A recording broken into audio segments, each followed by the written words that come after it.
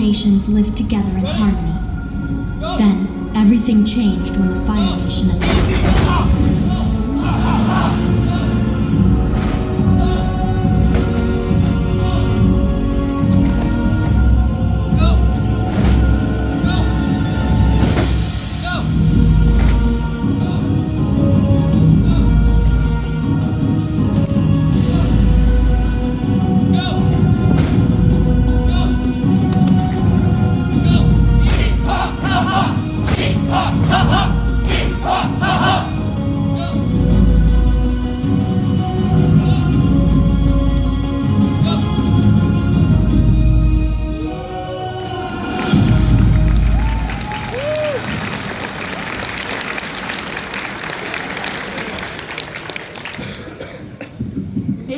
Oh my goodness. Hi everyone, there are so many of you. Thank you so much for coming to our panel, The Martial Arts of Avatar, The Last Airbender. We are Dragon Phoenix Wushu, a small martial arts team from Ohio State dedicated to the study of modern Kung Fu. Directly translated, Wushu just means the Chinese martial arts, but you probably know it as Kung Fu. This form of hand-to-hand combat was highly developed in China by the 3rd century BCE, and is credited with influencing other forms of martial arts which later arose in Japan, Korea, and Southeast Asia. Modern Wushu, what we study, has separated itself from traditional Kung Fu to emphasize aesthetics and performance, which is why we're up in front of you today. We're going to be talking to you about the history and implementation of Wushu in one of the best and most beloved shows of all time, Avatar. As several of you may already know, the bending styles of the elements were modeled on different styles of Kung Fu and its derivative martial arts. In addition to the bending styles, we will also be demonstrating some of the more iconic weapons from the show, including fan, broadsword, and spear. And if you're remembering some of what we're going to be talking to you about today, there is a prize for you in store at the end of the panel. We and our coaches have worked really, really hard to put this show together for all of you, and some of our team members just started learning martial arts this year. So we're a little nervous, but encouragement from the audience is highly, we want that. Please encourage us.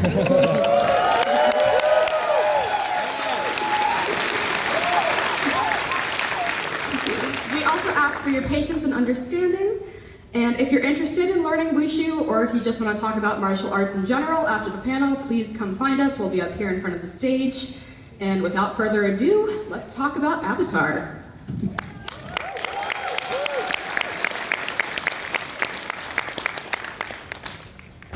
Hello everyone, my name is Havalakusi, and I've been practicing Wushu for a few months now, just started freshman year here at OSU, and I'm here to talk to you guys a little bit about waterbending and the martial arts involved in waterbending.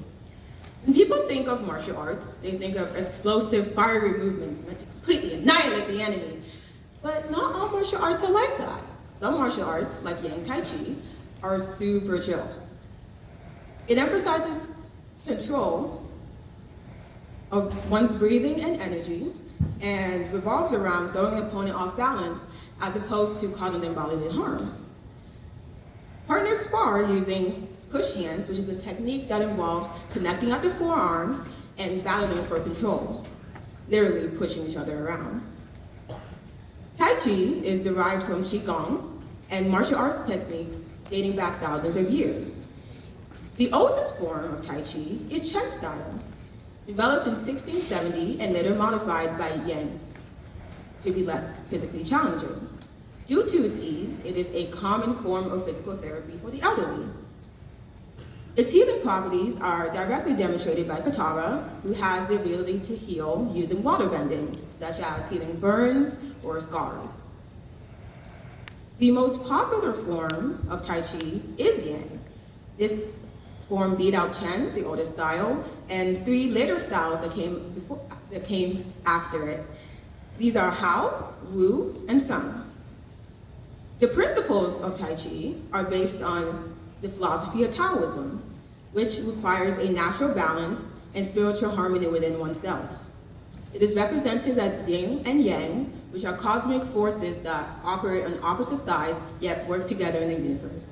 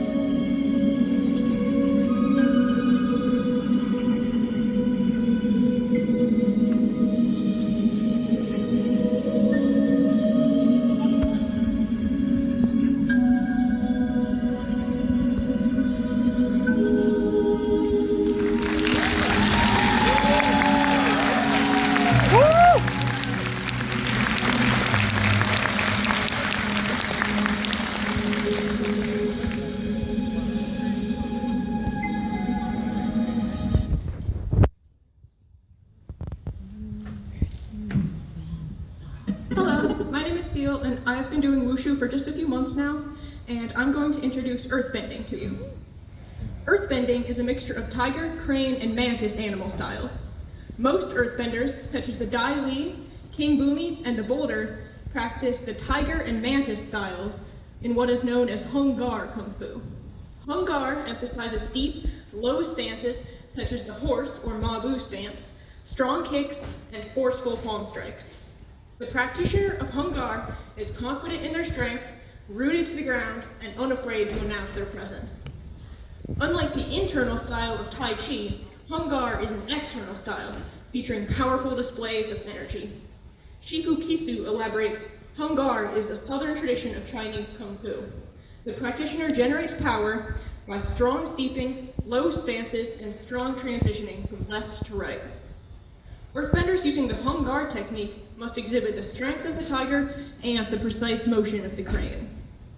Toph Bei Fong, however, uses the mantis style, or Chu Gar, in her earthbending. The mantis style emphasizes constant movement and keeping one's feet on the ground, which is an essential part of Toph's seismic sensibility. She also makes use of the principle of neutral jin, or waiting for the right moment to attack. This allows her to dodge attacks she's not able to see, then send a perfectly timed move right back at her opponent.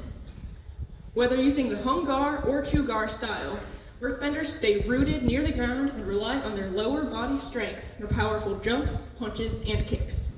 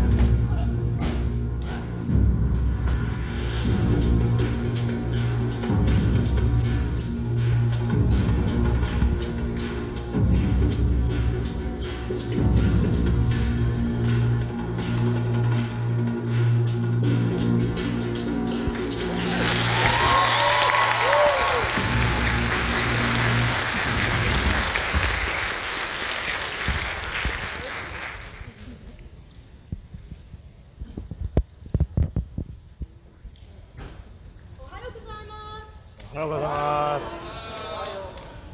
name's Sierra, and I'll be teaching you a little bit about firebending today. Now, firebending is drawn from the northern style of Shaolin. Shaolin has a deep and mysterious history, dating back hundreds of years to the first Shaolin temple in the northern province in Honan. Most accounts say that the Buddhist monks there learned exercises in martial arts from their patron, Bodhidharma, as a way to protect the temple. A fun fact about Shaolin is that one of Bodhidharma's first disciples, Kuike, cut off his own left arm as a symbol of dedication to his master. And in respect of that, now Shaolin is saluted with only the right hand. The northern and southern split occurred in the 7th century after the second Shaolin temple was erected in the Fujian province in the south. In the south, the ground was much softer, and most of the population was centered in port cities. Their fighting style developed to accommodate inner-city fighting with more throws and crafted stances able to withstand the muddy terrain. The north was much drier and spaced out, leading to deeper stances, more long-range attacks such as jump kicks, and longer-reaching strikes. One of the teachings of northern style is that power is developed through rigorous training and extended postures, and that the user can condense these postures into much smaller and shorter motions, increasing the power, the speed, and of course the effectiveness in real combat, as exemplified in the way Zuko and Azula could blow away their opponents with long sweeping fire blasts and then immediately switch to explosive short-range fighting. One of the most iconic aspects of modern northern style came in the 16th century when Shaolin was repurposed not just for fighting, but for everyday life, creating the 5 animal styles. Along with tiger, leopard, snake, and crane, the iconic dragon style, when practiced, represents the development of one's spirit, as best seen in the episode where Aang and Zuko go to the Temple of the Dragon.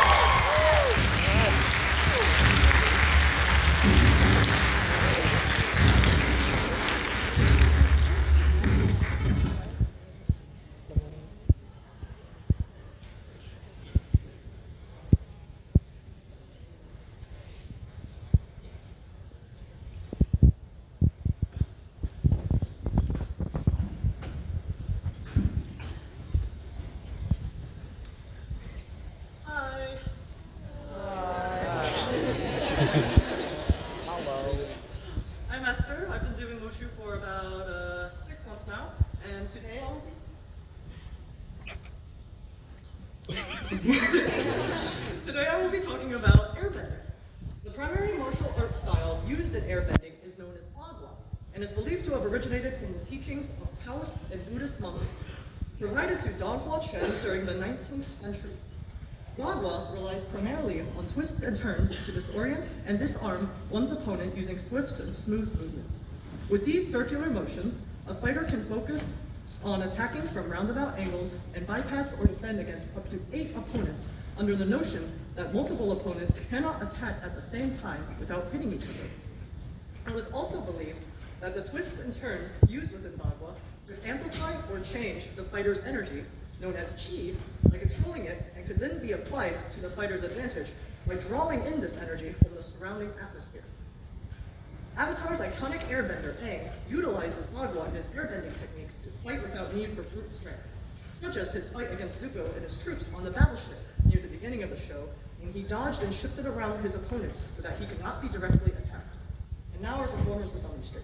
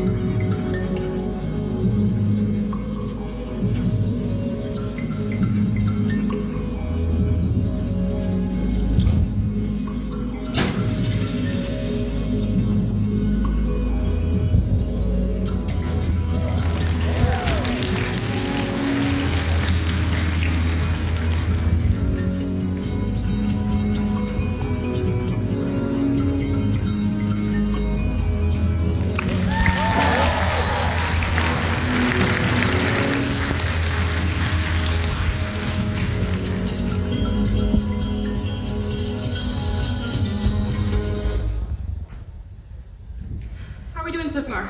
Well,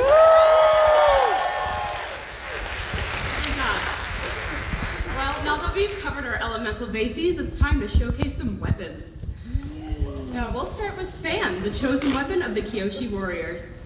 Folding fans with outer spokes made of heavy plates of iron were designed to look like normal, harmless accessories, and were used as weapons of stealth and grace. Warriors in ancient China or Japan would take these where covert weapons were not allowed. Some swordsmanship schools even included covert training of fan as a weapon. In battle, fans were also used for signaling, fending off knives and darts, as a throwing weapon, and even as an aid in swimming. Some records claim geisha would use iron fans to slyly assassinate targets. The Kyoshi warriors of the Avatar universe paint their faces like geisha in tribute to these ancient stories. Today, we will have 2 team members demonstrate modern forms using this weapon.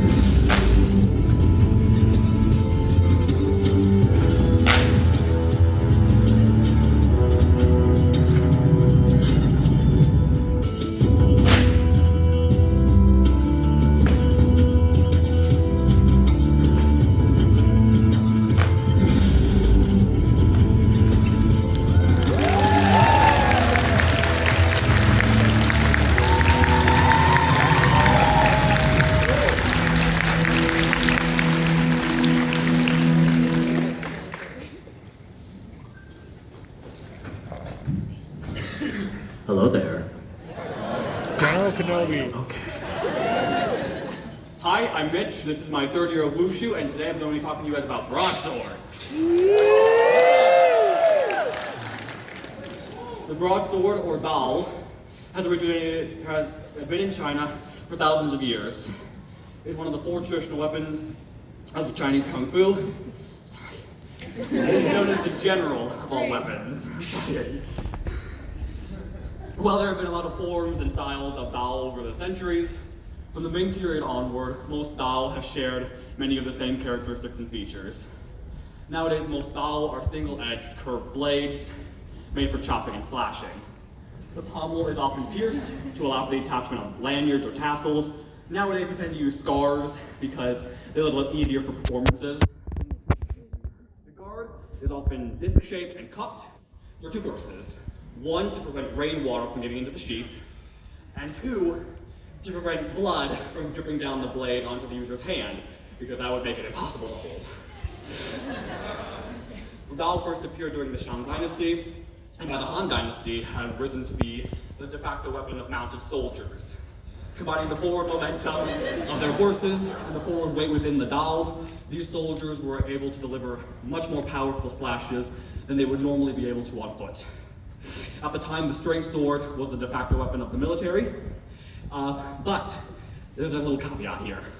The Dao takes a week to attain proficiency. The straight sword takes a year. As such, the Dao eventually rose to become the de facto weapon of the military, and the straight sword was relegated as a weapon of self-defense among the nobility. Nowadays, most Chinese martial arts schools continue to teach and train with the Dao. A lot of their self-defense techniques are applicable and can be transferred to similar weapons such as baseball bats, cricket bats, and canes. Some schools also teach dual wielding or Shuang Dao. In Avatar, we can see Zuko using both single and dual wield broadswords while in his persona, the Blue Spirit, in seasons 1 and 2.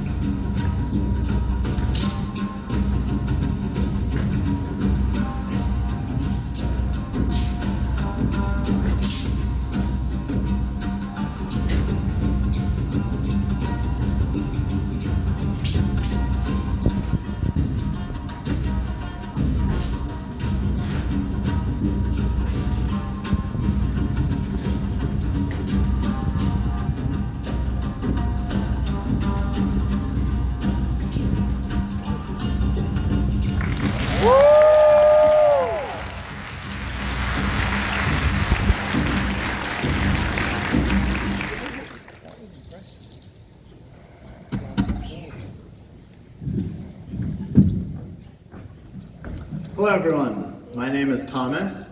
I've been doing Wushu for about 2.5 years, and I'm currently the president of this club. I hope you're enjoying what we have to show for you. I'm going to share a little bit of information about the spear and the staff today. So the staff is one of the oldest weapons known to man. It is another one of the 4 main weapons of traditional Chinese martial arts, and it is known as the grandfather of all weapons. There are many different forms of staves used around the world. The ones used in Kung Fu tend to have one side that tapers to become thinner near the end, although this style of staff is more common in northern styles of Kung Fu as opposed to southern.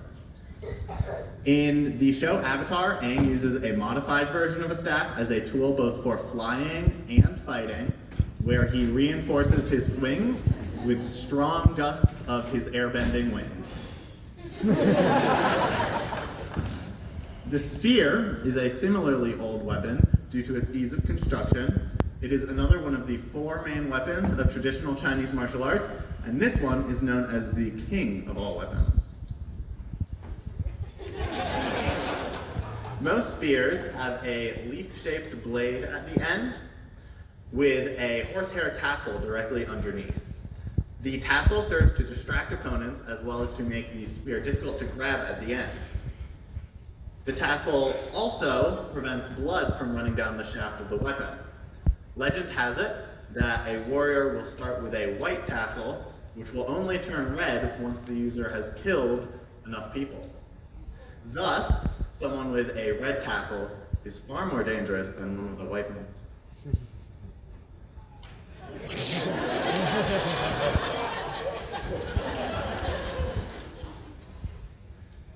The spear is one of the first weapons taught in many traditional Chinese martial arts schools, and in the world of Avatar, the Fire Nation soldiers are often seen wielding spears.